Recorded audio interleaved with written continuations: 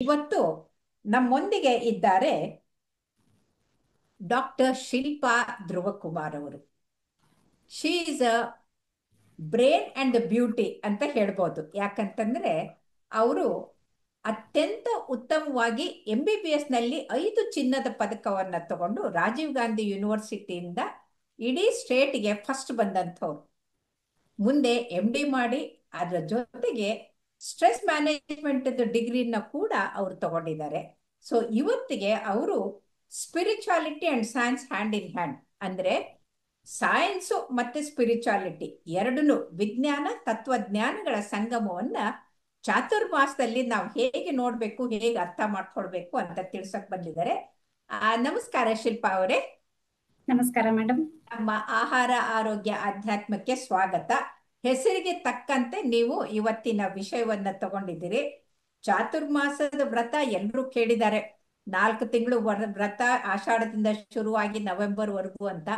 ಆದರೆ ಈ ವಿಜ್ಞಾನಕ್ಕೂ ಮತ್ತೆ ತತ್ವಜ್ಞಾನಕ್ಕೂ ಅದ್ರ ಏನ್ ಸಂಬಂಧ ಅಂತ, ಯಾಕಂದ್ರೆ ಯಾರಾದ್ರೂ ಕೇಳಿದ್ರೆ ಆ ಮುಲ್ಲನಿಗೂ ಎಲ್ಲಮ್ಮನ ಗುಡ್ಡಕ್ಕೂ ಏನ್ ಸಂಬಂಧ ಅಂದಾಗೆ ಆಗತ್ತೆ. ಆದ್ರೆ ನೀವು ಇಷ್ಟೊಂದು ಜ್ಞಾನಿಗಳಾದವರು, ದಯವಿಟ್ಟು ನಮ್ಮ ವೀಕ್ಷಕರಿಗೆ ತಿಳಿಸ್ಕೊಡಿ. ತುಂಬಾ ಧನ್ಯವಾದಗಳು ಮೇಡಮ್. ನನಗೆ ಏನ್ ಸ್ವಲ್ಪ ಗೊತ್ತಿದೆ, ಸ್ವಲ್ಪ ಮಟ್ಟಿಗೆ ಗೊತ್ತಿದೆ, ಅದನ್ನ ನಾನು ವೀಕ್ಷಕರಿಗೆ ತಿಳಿಸ್ಕೊಡಕ್ಕೆ ಪ್ರಯತ್ನ ಮಾಡ್ತೀನಿ. ನಮ್ದು ಏನೇನ್ ಸಂಸ್ಕಾರ ಇದೆ, ನಮ್ ವ್ರತಗಳಾಗಿರ್ಬೋದು, ಹಬ್ಬಗಳಾಗಿರ್ಬೋದು, ಎಲ್ಲಾನು ಈ ವಿಜ್ಞಾನದಲ್ಲಿ ಬೇರೂರಿದೆ. ಅದನ್ನ ನಾವು ಅರ್ಥ ಮಾಡ್ಕೋಬೇಕು. ಮುಂಚೆ ನಮ್ಮ ವಿಜ್ಞಾನದ ಹತ್ರ ಅಷ್ಟೊಂದು ಸಾಧನಗಳು ಇರ್ಲಿಲ್ಲ ಅದನ್ನ ಪ್ರೂವ್ ಮಾಡ್ಲಿಕ್ಕೆ. ಆದ್ರೆ ಇವಾಗ ಹೊಸ ಹೊಸ ತಂತ್ರಜ್ಞಾನ ಬರ್ತಿದ್ದಂಗೆ ನಮ್ಗೆ ಎಲ್ಲ ಇದು ಒಂಥರ ಸೈಂಟಿಫಿಕ್ ಎವಿಡೆನ್ಸ್, ಅಂದ್ರೆ ವಿಜ್ಞಾನದಲ್ಲಿ ಏನು ಹೇಳುತ್ತೆ, ವಿಜ್ಞಾನ ಇದಕ್ಕೆ ಏನು ಸಂಬಂಧ ಅಂತ ನಮ್ಗೆ ಹೊಸ ಹೊಸ ಮಾಹಿತಿ ಕಂಡು ಬರ್ತದೆ. ಇದಕ್ಕೆ ಅನುಗುಣವಾಗಿ ಚಾತುರ್ಮಾಸ ವ್ರತ, ನೀವ್ ಹೇಳ್ದಂಗೆ ನಮ್ಗೆಲ್ಲಾ ಚಾತುರ್ಮಾಸ ವ್ರತ ಅಂದ್ರೆ ಏನು ಅಂತ ಸಾಕಷ್ಟು ತಿಳಿದಿದೆ ಒಂದು ಸಣ್ಣ ಮಟ್ಟದಲ್ಲಿ. ಅದು 4 ತಿಂಗಳವರೆಗೆ ನಮ್ಮ ಒಂದು ಹಿಂದೂ ಕ್ಯಾಲೆಂಡರ್ ಇಯರ್ ಅಂತ ಏನ್ ಹೇಳ್ತೀವಿ, ಅದ್ರಲ್ಲಿ ಆಷಾಢ ಶುದ್ಧ ದಶಮಿ, ಆಷಾಢ ಮಾಸದ ದಶಮಿಯಿಂದ ಶುರು ಮಾಡ್ಕೊಂಡು ಕಾರ್ತಿಕ ಮಾಸದ ಪೌರ್ಣಮಿ, ಅಂದ್ರೆ ನಿಮ್ಗೆಲ್ಲ ಗೊತ್ತಿರ್ಬೋದು, ಉತ್ಥಾನ ದ್ವಾದಶಿ ಅಂತ ಮಾಡ್ತೀವಿ, ತುಳಸಿ ಪೂಜೆ, ದೀಪಾವಳಿ ಆಗಿ 15 ದಿನಗಳಾದ್ಮೇಲೆ ಅಲ್ಲಿವರೆಗೂ ಈ 4 ಮಾಸಗಳಲ್ಲಿ ಈ ವ್ರತನ ನಾವು ಆಚರಿಸ್ಬೇಕು. ಅಂದ್ರೆ ಯಾವ್ಯಾವ ಮಾಸ ಇದ್ರಲ್ಲಿ ಬರುತ್ತೆ ಅಂದ್ರೆ ಶ್ರಾವಣ ಮಾಸ, ಆಮೇಲೆ ಭಾದ್ರಪದ ಮಾಸ, ಆಶ್ವಯುಜ ಮಾಸ, ಆಮೇಲೆ ಕಾರ್ತಿಕ ಮಾಸ. ಈ 4 ಮಾಸದಲ್ಲಿ ಚಾತುರ್ಮಾಸ ವ್ರತ ಅಂತ ನಾವು ಆಚರಿಸ್ತೀವಿ. ಈ ವ್ರತದಲ್ಲಿ ನಾವ್ ಏನ್ ಮಾಡ್ತೀವಿ ಅಂದ್ರೆ ಕೆಲವೊಂದಿಷ್ಟು ನಿರ್ಬಂಧಗಳಿರ್ಬೋದು, ಅದು ಆಹಾರದಲ್ಲಿ ಇರ್ಬೋದು ಅಥವಾ ನಮ್ಮ ಮಾನಸಿಕ ಚಟುವಟಿಕೆಗಳಲ್ಲಿ ಇರ್ಬೋದು, ಸುಮಾರು ಚಟುವಟಿಕೆಗಳನ್ನು ನಾವು ಆಚಾರ ವಿಚಾರ ಎರಡರಲ್ಲೂ ಕೂಡ ಸ್ವಲ್ಪ ನಿಯಂತ್ರಣ, ನಿರ್ಬಂಧನೆ, ಅಂದ್ರೆ ನಾವು ಮಿಕ್ಕಿದ ಸಮಯದಲ್ಲಿ ಮಾಡುವ ತಪ್ಪುಗಳನ್ನ ಮಾಡಬಾರ್ದು, ನಾವು ಸರಿದಾರಿಗೆ ಬರ್ಬೇಕು ಅಂತ. ಓಕೆ, ಸರಿ, ಹೇಳಿ. ಹೌದು, ನಾನ್ ಮೊದ್ಲಿಗೆ ಈ ವ್ರತದಲ್ಲಿ ಏನ್ ಮಾಡ್ತೀವಿ ಅಂತ ಸಂಕ್ಷಿಪ್ತವಾಗಿ ಹೇಳ್ತೀನಿ, ಆಮೇಲೆ ಅದು ವಿಜ್ಞಾನಕ್ಕೆ ಹೆಂಗ್ ಅನುಗುಣವಾಗಿದೆ ಅಂತ ತಿಳಿಸ್ಕೊಡ್ತೀನಿ. ಇದ್ರಲ್ಲಿ ನಾವು ಮುಖ್ಯವಾಗಿ ಚಾತುರ್ಮಾಸದಲ್ಲಿ ಮಾಡೋದು ಅಂದ್ರೆ ಆಹಾರ ನಿರ್ಬಂಧನೆ. ನಾವು ಮೊದಲನೇ ಮಾಸದಲ್ಲಿ, ಶ್ರಾವಣ ಮಾಸದಲ್ಲಿ ಶಾಖ ವ್ರತ ಅಂತ ಹೇಳ್ತೀವಿ, ಅಂದ್ರೆ ತರಕಾರಿಗಳನ್ನ ಬಳಸೋದಿಲ್ಲ. ಅದ್ರ ನಂತರ ಭಾದ್ರಪದ ಮಾಸದಲ್ಲಿ ದಧಿ ವ್ರತ, ಅಂದ್ರೆ ಮೊಸರನ್ನ ಬಳಸೋದಿಲ್ಲ. ಆಮೇಲೆ ಅದ್ರ ನಂತರ ಬರೋ ಮಾಸ ಆಶ್ವಯುಜ ಮಾಸದಲ್ಲಿ ಕ್ಷೀರ ವ್ರತ ಅಂತ ಹೇಳ್ತೀವಿ, ಅದ್ರಲ್ಲಿ ನಾವು ಹಾಲನ್ನ ಬಳಸೋದಿಲ್ಲ. ಅದ್ರ ನಂತರ ನಾವು ದ್ವಿದಳ ವ್ರತ, ಅಂದ್ರೆ ಪಲ್ಸಸ್ ಅಥವಾ ಬೇಳೆಕಾಳುಗಳು, 2 ಭಾಗ ಇರುವಂತಹ ಬೇಳೆಕಾಳುಗಳು ಮತ್ತೆ ಬಹುಬೀಜ ತರಕಾರಿಗಳನ್ನು ಬಳಸೋದಿಲ್ಲ. ಸೊ ಇದು ಮುಖ್ಯವಾಗಿ ನಾವು ಆಚರಿಸುವ ಒಂದು ಪದ್ಧತಿ, ಆಹಾರ ನಿಯಂತ್ರಣೆ. ಇದ್ರ ಜೊತೆಗೆ ನಾವು ಬೇರೆ ವ್ರತಗಳು ಇದೆ. ನಾವ್ ಹೇಳ್ತೀವಿ ಆಹಾರ ತಗೊಳ್ದೇ ಇರೋಂಥದ್ದು, ಧಾರಣೆ ಪಾರಣೆ ಅಂತ, ಒಂದಿನ ಊಟ ಮಾಡಿ ದಿನ ಉಪವಾಸ ಇರುವಂತದ್ದು, ಆಮೇಲೆ ಲಕ್ಷ ಪ್ರದಕ್ಷಿಣೆ ಹಾಕುವಂಥದ್ದು. ಇದು ಸುಮಾರು ನಮ್ಮ ಶಕ್ತಿ ಅನುಸಾರ ನಾವು ಮಾಡಬಹುದು.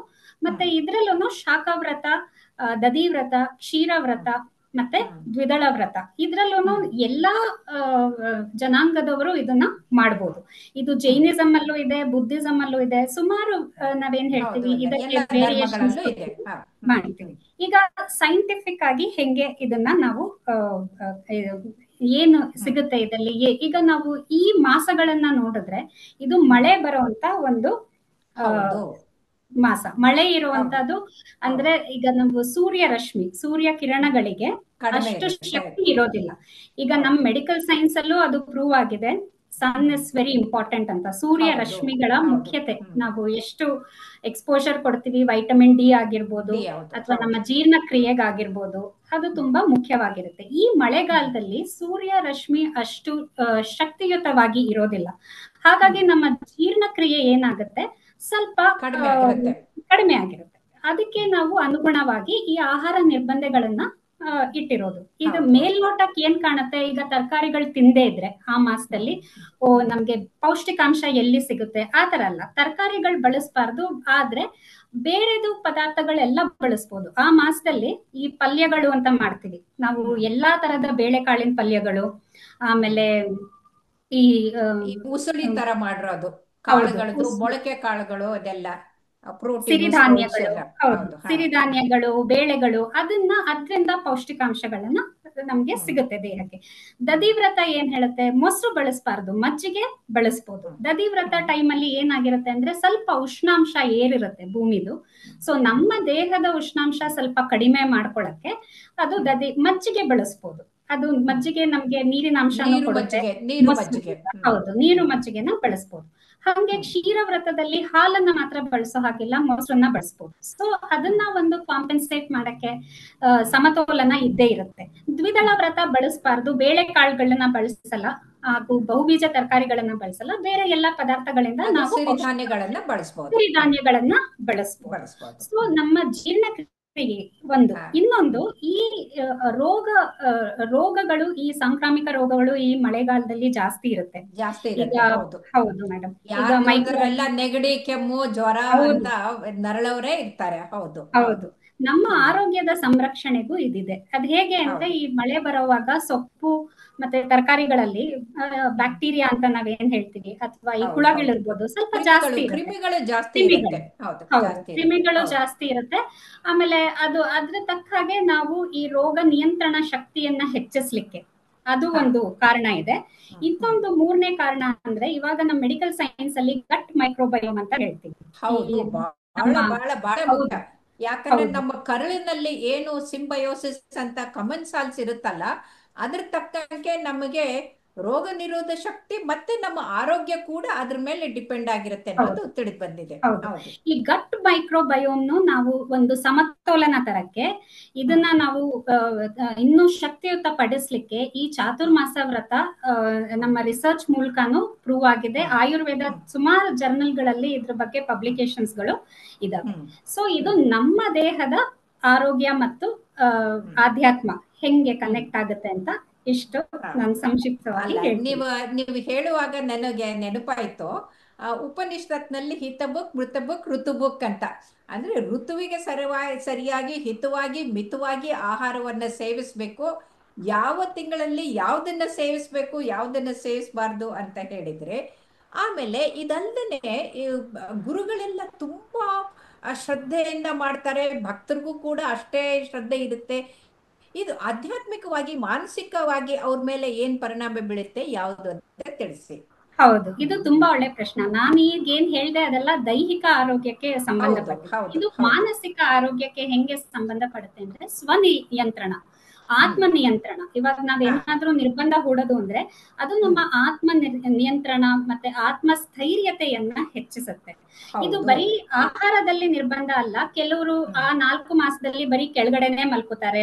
ತುಂಬಾ ಹ್ಮ್ ನಾವು ದೈವಿ ಕಾರ್ಯಗಳ ಮೇಲೆ ನಾವು ಸ್ವಲ್ಪ ಶ್ರದ್ಧೆ ವಹಿಸ್ತೀವಿ. ಆಮೇಲೆ ಕೆಲವರು ಲಕ್ಷ ಪ್ರದಕ್ಷಿಣೆ ಮಾಡ್ತಾರೆ, ಆಮೇಲೆ ಲಕ್ಷ ಬತ್ತಿಗಳನ್ನ ಮಾಡ್ತಾರೆ. ಈ ತರ ಹ್ಮ್ ಹ್ಮ್ ದೇವ್ರ ಅಂದ್ರೆ ಒಂದು ಆಧ್ಯಾತ್ಮಿಕದ ಕಡೆ ಮನಸ್ಸು ಕೊಟ್ಟಾಗ ನಮ್ಮ ಹಾ ಮನಸ್ಸಿನಲ್ಲಿ ಇರುವ ಒಂದು ಹ್ಮ್ ಕಲ್ಮಶಗಳೆಲ್ಲ ಹ್ಮ್ ಕಡಿಮೆ ಆಗಿ ನಮಗೆ ಹ್ಮ್ ಒಂದು ಆತ್ಮ ನಿಯಂತ್ರಣೆ ಶಕ್ತಿಯನ್ನು ಇದು ತಂದು ಕೊಡುತ್ತೆ. ಹೌದು ಸೊ ಹೌದು ನಾವು ಇಂಗ್ಲಿಷ್ ಅಲ್ಲಿ ಏನ್ ಹೇಳ್ತೀವಿ, ಮೈಂಡ್ ಬಾಡಿ ಕನೆಕ್ಟ್ ಅಂತ. ಹೌದು ಹೌದು ಹೌದು ಮಾನಸಿಕ ಹೌದು ಮತ್ತು ಹೌದು ಹೌದು ದೈಹಿಕ ಆರೋಗ್ಯ, ಹ- ಅದಕ್ಕೆ ತುಂಬಾ ತುಂಬಾ ಈ ವ್ರತಗಳು ಇದನ್ನ ನಮ್ಮ ಹೌದು ಶಕ್ತಿ ಅನುಸಾರ. ಇದನ್ನ ನಾವು brain heart and the body Axis ಅಂತೀವಿ. ಆ ನ್ಯೂರೋ ಟ್ರಾನ್ಸ್ಮಿಟರ್ಸ್ ಬ್ರೈನ್ ಇಂದ ಬಂದಿದ್ದು ಹೃದಯದ ಮೇಲೆ, ಹೃದಯದಿಂದ ಶರೀರದ ಮೇಲೆ, ಈ ಮೂರನ್ನು ಆಗೋದ್ರಿಂದ brain heart and the body Axis ಅನ್ನೋದು ಇವತ್ತಿಗೆ ಗೊತ್ತಾಗಿದೆ. ಹಾಗಾಗಿ ಮಾನಸಿಕವಾಗಿ ನಮ್ಮ ಮನಸ್ಸು ಎಷ್ಟು ಶಾಂತವಾಗಿರುತ್ತೋ ಅಷ್ಟು ನಮ್ಮ ಹೃದಯದ ಮಿಡಿತ ಚೆನ್ನಾಗಾಗತ್ತೆ, ಅಷ್ಟೇ ನಮ್ಮ ಆರೋಗ್ಯ ಕೂಡ ಚೆನ್ನಾಗಾಗುತ್ತೆ ಅಂತ ತಿಳಿದು ಬಂದಿದೆ. ಆಮೇಲೆ ಹೌದು. ಆ, ನಮ್ಮ ಋಗ್ವೇದದ ಪ್ರಕಾರ ಆಲ್ಕೋಹಾಲನ್ನ ಆ ಪಂಚಮಹಾಪಾತಕದಲ್ಲಿ ಒಂದು ಅಂತ ಸುರಪಾನ ಅಂತ ಮಾಡಿ ಅದನ್ನ ತಗೊಳ್ಳೇಬಾರ್ದಂತಿದೆ. ಆದ್ರೆ ಕೆಲವರು ಏನೋ ದುರಭ್ಯಾಸಕ್ಕೆ ತುತ್ತಾಗಿ ತಗೊಳ್ತಾ ಇರ್ತಾರೆ. ಈ ಚಾತುರ್ಮಾಸದಲ್ಲಿ ಆಲ್ಕೋಹಾಲ್ ಅನ್ನ ಬಿಡಬೇಕು ಅಂತ ಇದೆ, ಅದು ಹೇಗೆ ಹೇಳ್ತೀರಾ? ಆಲ್ಕೋಹಾಲ್ ಆಗಿರ್ಬೋದು, ಮಾಂಸಾಹಾರನೆ ಆಗಿರ್ಬೋದು, ಇದನ್ನೆಲ್ಲ ಹ್ಮ್ ನಾವು ಹ್ಮ್ ಬಿಡ್ಬೇಕು ಅಂತಾನು ಇದೆ. ಇದು ಹೌದು, ಏನಂತೀವಿ ಅದು ನಾವಿವಾಗ ಶ್ರಾವಣ ಡಿ ಮಾಸದಲ್ಲಿ ಇದೆಲ್ಲ. ಹಾ. ಹೌದು ಹೌದು, ಶ್ರಾವಣ ಮಾಸದಲ್ಲಿ ಇದು ಏನು ನನ್ಗನ್ಸೋ ಪ್ರಕಾರ ಹೆಂಗೆ ಇದು ಸಹಾಯ ಮಾಡುತ್ತೆ ಅಂದ್ರೆ, ನಾವು ಈ ಡಿ ಅಡಿಕ್ಷನ್ ಪ್ರೋಗ್ರಾಮ್ ಮಾಡುವಾಗ ಸಡನ್ ಆಗಿ ಹೌದು ಒಂದೇ ಸತಿ ನಿಲ್ಸೋದಿಲ್ಲ, ಹೌದು, ಕ್ರಮೇಣ ನಿಲ್ಲಿಸ್ತಾ ಕಡಿಮೆ ಬರ್ತೀವಿ. ಮಾಡ್ತಾ ಬರ್ತೀವಿ. ಸೊ ಹೌದು. ಅದೇ ಒಂದು ಮೂಲಭೂತ ಒಂದು ತತ್ವವನ್ನ ತಗೊಂಡು ಈ ಹ್ಮ್ ಚಾತುರ್ಮಾಸದಲ್ಲಿ 1 ಮಾಸ ಅಥವಾ 2 ಮಾಸ ಅಥವಾ 4 ಮಾಸಗಳು ಕ್ರಮೇಣ ಅವರು ಕಡಿಮೆ ಮಾಡಿದ್ರೆ ಮುಂದೇನು ಹ್ಮ್ ಅವ್ರಿಗೆ ತಗೊಳ್ಳೋ ತರ ಮನ್ಸು ಆಗಲ್ಲ. ಇವಾಗ ಹೌದು ನಾವು ಅದು ಹೌದು. ಆಲ್ಕೋಹಾಲ್ ಅಥವಾ ಮಾಂಸಾಹಾರನೆ ಕಡಿಮೆ ಮಾಡಿದ್ರೆ ಮನಸ್ಸಿಗೆ ಒಂಥರ ಡಿಸ್ಟ್ರಾಕ್ಷನ್ಸ್ ಇರುತ್ತೆ. ಅದಕ್ಕೆ ಆ ಹೌದು. ಹ್ಮ್ ಮಾಸಗಳಲ್ಲಿ ನಾವು ತುಂಬಾ ದೈವಿ ಕಾರ್ಯ, ಈಗ ನೀವು ನೋಡ್ಬೋದು ಮೇಡಮ್, ಹೌದು, ಹಬ್ಬಗಳು ಭಕ್ತಿ ತುಂಬಾ ಬರುತ್ತೆ. ಭಜನೆಗಳು ಈ ಭಜನೆಗಳು ನಾಲ್ಕು ಹಾಡೋದು ಹೌದು ಎಲ್ಲ ಹೌದು, ಇರುತ್ತೆ. ಈ ಪುರಾಣ ಹಾಗಾಗಿ ಪುಣ್ಯ ಕಥೆಗಳು ಹೌದು, ಕೇಳ್ತಾ ಹೌದು ಇರ್ತಾರೆ. ಮಾಡ್ತಾರೆ. ಹೌದು. ಹ್ಮ್ ಭಾದ್ರಪದ ಮಾಸದಲ್ಲಿ ಪ್ರೋಷ್ಠಪದಿ ಭಾಗವತ ಹೇಳ್ತಾರೆ.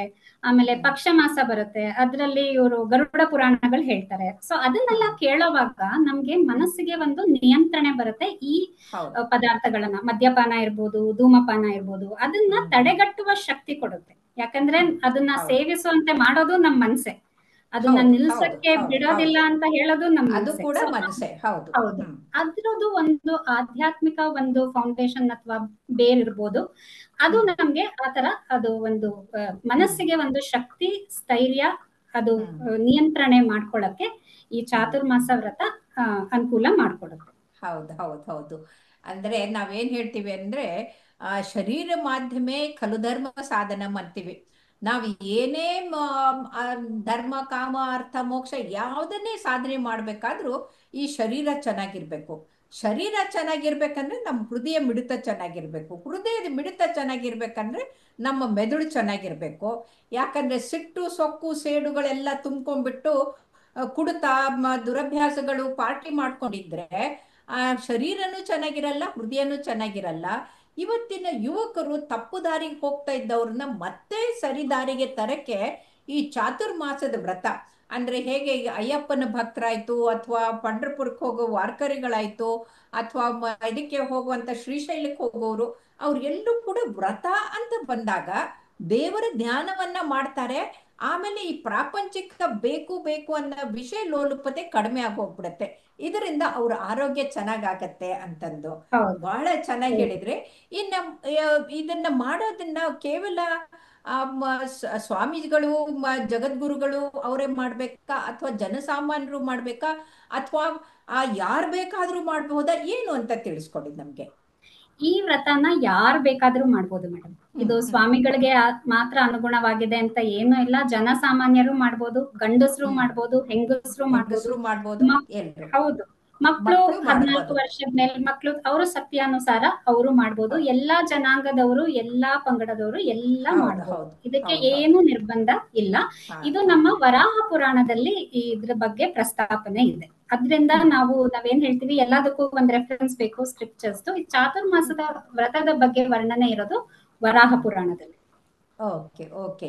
ಅಂತಂದ್ರೆ ಈ ಚಾತುರ್ಮಾಸವನ್ನ ಮಾಡೋದ್ರಿಂದ ಆ ಈ ಋತುವಿಗೆ ಸರಿಯಾಗಿ ನಮ್ಮ ಆಹಾರ, ಆಹಾರಕ್ಕೆ ಸರಿಯಾಗಿ ನಮ್ಮ ವಿಚಾರ, ವಿಚಾರಕ್ಕೆ ಸರಿಯಾಗಿ ನಮ್ಮ ವ್ಯವಹಾರ, ಹಾಗಾಗಿ ನಮ್ಮ ಆರೋಗ್ಯ ಕೂಡ ಚೆನ್ನಾಗಿರುತ್ತೆ ಅಂತ. ಸೊ ಹಾಗಾಗಿ ಇರಲಿ ನಮ್ಮ ಆಚಾರದ ಜೊತೆಗೆ ವಿಚಾರ, ಇರಲಿ ನಮ್ಮ ವಿಚಾರದ ಜೊತೆಗೆ ವಿದ್ವತ್ತು, ಇರಲಿ ನಮ್ಮ ವಿಚಾರದ ವಿದ್ವತ್ತಿನ ಜೊತೆಗೆ ವಿವೇಕ, ಇರಲಿ ನಮ್ಮ ವಿವೇಕದ ಜೊತೆಗೆ ಹೃದಯ ವಿಶಾಲತೆ ವಿಜಯೇಶ್ವರಿ ಅಂತ ನನ್ನ ಒಂದು ಚುಟುಕು ಆ ತುಂಬಾ ಹನಿಗವನ. ಯಾಕಂತಂದ್ರೆ ನಾವು ಆಚಾರ ಅಂತ ಕಂದಾಚಾರ ಮಾಡ್ತಾ ಹೋದ್ರೆ ಅದು ಸರಿಯಾಗಲ್ಲ. ಯಾಕೆ ಮಾಡ್ತಾ ಇದ್ದೀವಿ ಅಂತ ತಿಳ್ಕೊಂಡ್ರೆ ಅಲ್ಲಿ ವಿಚಾರ ಇರುತ್ತೆ. ಎಲ್ಲಿ ಹೌದು ವಿಚಾರ ಅದ್ ಬರುತ್ತಲ್ಲ ಅದಕ್ಕೆ ವಿದ್ವತ್ ಬೇಕಾಗತ್ತೆ. ಯಾವ ಪುರಾಣದಲ್ಲಿ ಹೇಗಾಗಿದೆ ಏನು ಅಂತ ಹೇಳಿದಾಗ ಆ ಜನರಿಗೆ ಅದು ಅರ್ಥ ಆಗತ್ತೆ. ಅದರ ಜೊತೆಗೆ ಏನಾಗತ್ತೆ ಅಂತಂದ್ರೆ ಹೀಗೆ ಮಾಡಿದ್ರೆ ನಮ್ಮ ಮಾನಸಿಕ ದೈಹಿಕ ಆರೋಗ್ಯ ಚೆನ್ನಾಗಾಗುತ್ತೆ ಅಂತ ಬಂದಾಗ, ಈಗ ಆರೋಗ್ಯವೇ ಭಾಗ್ಯ ಅಂತೀವಿ, ಎಲ್ರಿಗೂ ಆರೋಗ್ಯ ಬೇಕೇ ಬೇಕು. ಅಂಥ ಸಮಯದಲ್ಲಿ ದುಶ್ಚಟಕ್ಕೆ ತುತ್ತಾಗಿ ದುರಂತಕ್ಕೆ, ದುರಭ್ಯಾಸದಿಂದ ಅವರು ದಿಢೀರಂತ ಸಾಯೋದನ್ನ ಬಿಟ್ಟು ಶತಾಯುಷಿಗಳಾಗಿ ದೀರ್ಘಕಾಲವಾಗಿ ಸಂತೋಷವಾಗಿ ಇರಬೇಕು ಅಂದ್ರೆ ಈ ಚಾತುರ್ಮಾಸವನ್ನು ಪಾಲಿಸ್ಬೇಕು ಅಂತ. ಈ ಚಾತುರ್ಮಾಸದಲ್ಲಿ ಗುರುಗಳೆಲ್ಲ ಹೊರಗಡೆಗೆ ಪ್ರಯಾಣ ಕೂಡ ಮಾಡಲ್ಲ. ಯಾಕಂದ್ರೆ ನಡೆದಾಗ ಅಲ್ಲಿ ಹುಲ್ಲಿನಲ್ಲಿ, ಇದರಲ್ಲಿ, ನೆಲದಲ್ಲಿ ಇರುವಂತ ಕ್ರಿಮಿಗಳನ್ನ ತುಳಿದ್ರೆ ಅವ್ರಿಗೆ ಹಿಂಸೆ ಆಗುತ್ತೆ ಅಂತ. ಈ ಅಹಿಂಸಾ ಪರಮೋಧರ್ಮ ಅಂತ ಪಾಲಿಸುವವರು ಕೂಡ ಜೈನ ಮುನಿಗಳಾಯ್ತು, ಬೌದ್ಧರಾಯ್ತು, ಅವರು ಕೂಡ ಮಾಡ್ತಾರೆ. ಇದು ಕೂಡ ಒಂದು ರೀತಿಯಿಂದ ಮಾನಸಿಕ ಒತ್ತಡವನ್ನ ಕಡಿಮೆ ಮಾಡುತ್ತೆ ಅಂತ ಅನ್ಸುತ್ತೆ. ಹಾಗಾಗಿ ಇವತ್ತಿನ ಧಾವಂತ್ಯದ ಬದುಕಿನಲ್ಲಿ ನಾವು ಆಧ್ಯಾತ್ಮ ಮತ್ತು ವಿಜ್ಞಾನ ಎರಡೂ ಕೂಡ ಒಂದೇ ನಾಣ್ಯದ ಎರಡು ಮುಖಗಳು ಅಂತ ನೋಡ್ಕೊಂಡು ನಾವೆಲ್ಲರೂ ಕೂಡ ಚಾತುರ್ಮಾಸ ಪಾಲಿಸೋಣ ಅಂತ ಹೇಳ್ತಾ ನಿಮಗೆ ತುಂಬಾ ತುಂಬಾ ಧನ್ಯವಾದಗಳು. ನಮಸ್ಕಾರ. ನಮಸ್ಕಾರ ಮೇಡಮ್.